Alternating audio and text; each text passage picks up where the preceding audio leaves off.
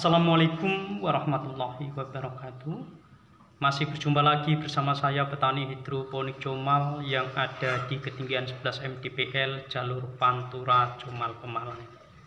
Pada video kali ini saya ingin berbagi pengalaman serta menjawab keluhan teman-teman ketika proses pembuahan sudah memasuki pemupukan keempat tetapi tidak mengeluarkan bunga.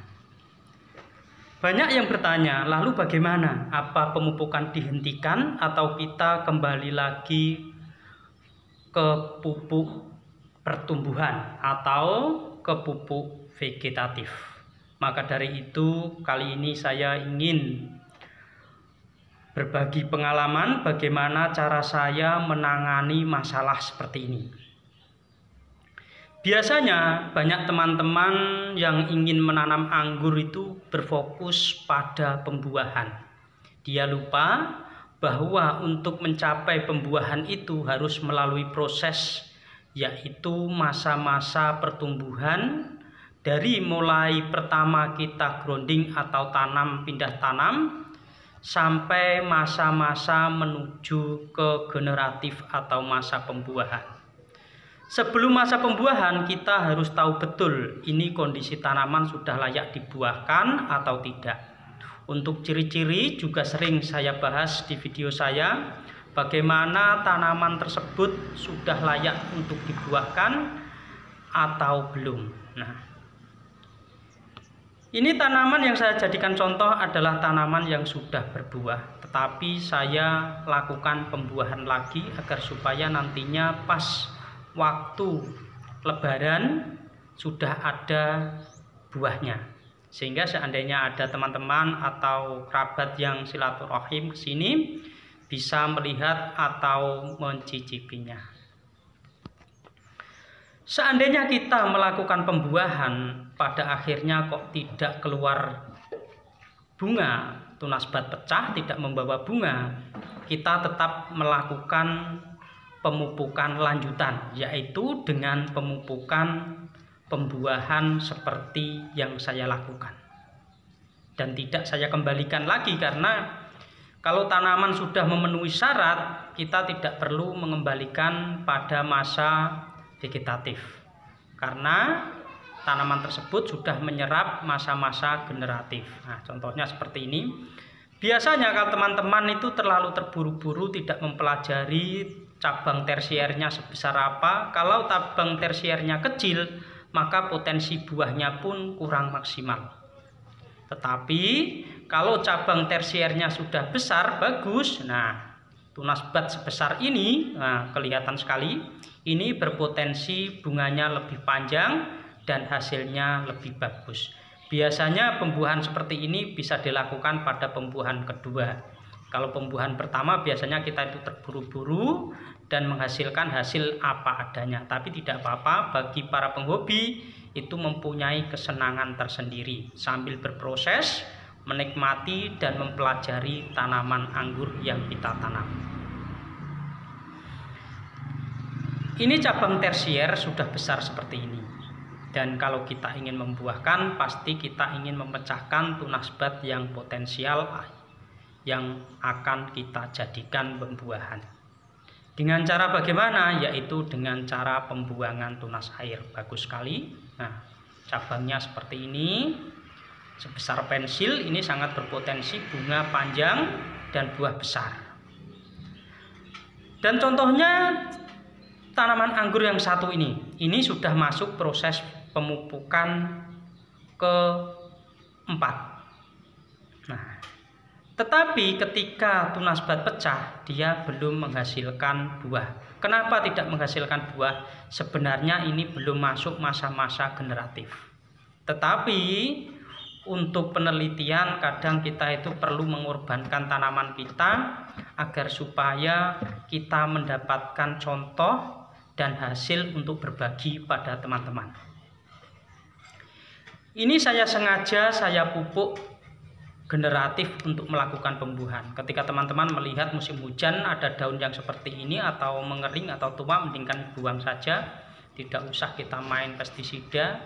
karena memang kalau musim hujan itu kecuali kalau memang benar-benar rawan ya kita lakukan 3 hari sekali untuk menghindari jamur-jamur yang merekat pada daun. Tetapi kalau tanaman tersebut sudah berbuah ya jangan, karena ini di sekelilingnya ada tanaman-tanaman sudah berbuah, maka saya hindari pestisida. Ini yang saya jadikan contoh adalah tanaman masih muda. Saya coba memasuki usia generatif, yaitu usia masa-masa pembuahan. Tapi ketika saya coba, saya pecahkan tunas bud beberapa cabang tersier, tidak mengeluarkan bunga.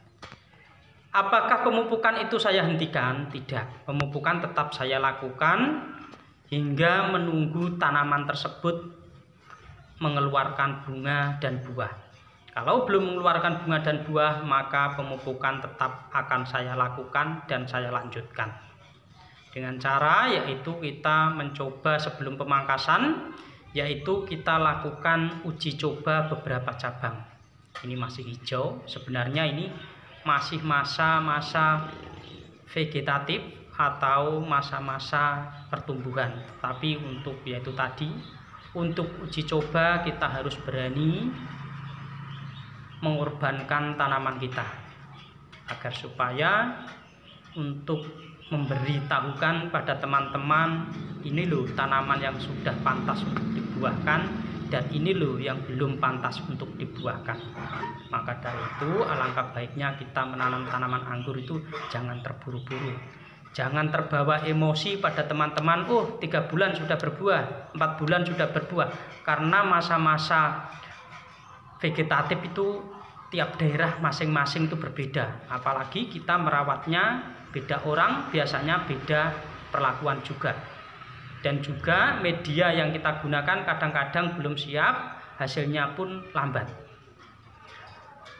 Lalu apa yang jadi patokan? Yang jadi patokan yaitu adalah batang. Ketika batang tersebut sudah besar dan cabang tersiernya pun sudah bagus dan cabang primernya sudah terjadi pembelahan mencoklat, nah inilah ciri yang benar-benar dipastikan bahwa tanaman tersebut sudah memenuhi syarat untuk masuk masa generatif atau masa-masa pembuahan. Nah, ini contohnya pupuk-pupuk yang saya gunakan. Ini sudah saya bungkusi satu paket seperti ini.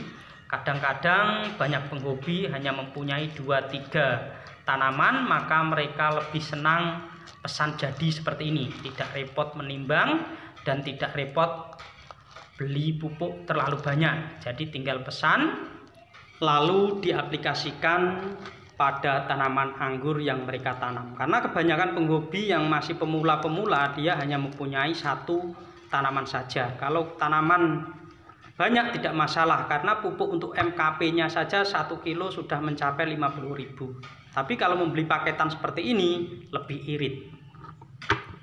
Dan juga bisa digunakan untuk pembuahan sekali. Nah, untuk teman-teman yang ingin membuahkan, kita harus pelajari tanamannya. Kalau memang tanaman itu masih seukuran kecil seperti tadi, kita gunakan air 10 liter seperti ini. Karena untuk pertama kali biasanya tanamnya kecil. Tetapi kalau tanamannya sudah batang primernya sebesar ini, ya kita gunakan air 5 liter saja. Karena semakin banyak air berarti semakin rendah kandungan ppm yang terdapat pada pupuk yang kita larutkan. Kalau semakin pekat berarti semakin tinggi. Dengan ukuran 5 liter biasanya satu paket itu kalau kita ukur dengan TDS kurang lebih yaitu 3.000 atau 2.700. Nah, tapi kalau diberikan tanaman sudah seusia seperti ini, batang seperti ini, itu aman. Tetapi kalau diberikan tanaman yang masih kecil seperti ini, nah ini juga kasihan. Apalagi pembuahan pertama dan batang pun belum maksimal. Maka dari itu kita itu memberikan pupuk itu tidak boleh asal, harus ada ukurannya agar supaya tanaman tersebut tidak kaget atau mengalami overdosis sehingga kita sendiri yang menyesat. Nah, seperti ini. Semoga tadi bisa memberi manfaat bagi teman-teman. Dan ini cara saya untuk melarutkannya. Nah, karena ini mau saya aplikasikan pada tanaman pembuahan pertama, yang tanaman tadi yang ukuran kecil, maka saya isi air, yaitu nantinya 10 liter full 1 ember. Dan kalau tanda putih itu adalah 5 liter untuk tanaman yang sudah batang primernya besar seperti yang saya contohkan tadi. Karena ini batangnya masih kecil, maka saya gunakan air yaitu 10 liter. Nah, saya isi. Ini saya gunakan air hujan, karena air hujan itu juga bagus kalau kita tampung untuk pemupukan, karena ppm-nya itu rendah. Sedangkan memang resikonya itu di pH-nya biasanya tinggi, tetapi kalau kita aplikasikan nanti juga dia bisa menyesuaikan. Kalau mau kita gunakan hidroponik ya memang ada perlakuan khusus, tapi kalau untuk penyiraman atau kocor di tanah tidak masalah, malah bagus. Nah, ini ada 4 paket seperti ini. 4 paket seperti ini biasanya saya gunakan untuk pembuahan yaitu 1 bulan. Setiap seminggu sekali saya siramkan pada tanaman yang mau saya buahkan. Nah, akhirnya saya larutkan 1 paket pada air 10 liter. Nah, seperti tadi.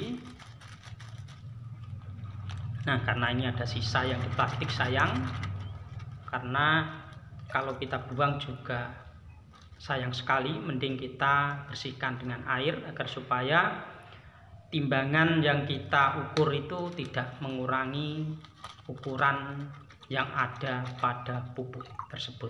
Nah, kita larutkan seperti ini, kita aduk hingga benar-benar pupuk tersebut larut pada air. Lakukan seperti ini hingga benar-benar larut. Sebelum larut jangan disiramkan, atau kita tunggu 1 jam nggak apa-apa.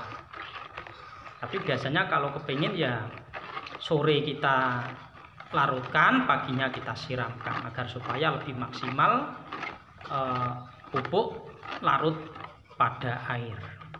Nah, seperti ini. Kita tunggu benar-benar sampai larut, lalu kita siramkan pada tanaman. Bagaimana cara menyiramkan? Yaitu pelan-pelan seperti ini. Ini karena tanaman masih kecil, maka kita siram dengan ukuran 10 liter. Nah, langsung diserap. Inilah tanda-tandanya kalau kita membuat media tanam bagus, poros, terukur, dan hasilnya pun akan sangat bagus. Nah, kita siramkan, gang berapa menit langsung diserap oleh media tanam. Berikan pelan-pelan agar supaya pupuk yang kita siramkan itu tidak terbuang kemana-mana.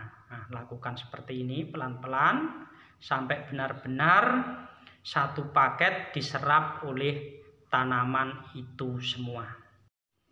Ketika teman-teman melihat salah satu video saya yang kemarin saya berikan secara bertahap, dikarenakan tanaman tersebut masih ada pada pot dan belum saya pindah ke tanah.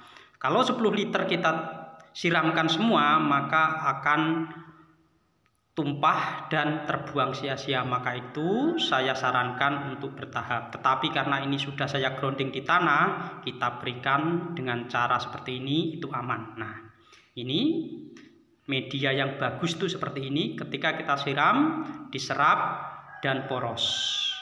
Semoga video ini bermanfaat dan bisa menjadi pelajaran bagi teman-teman. Cukup sekian. Wassalamualaikum warahmatullahi wabarakatuh.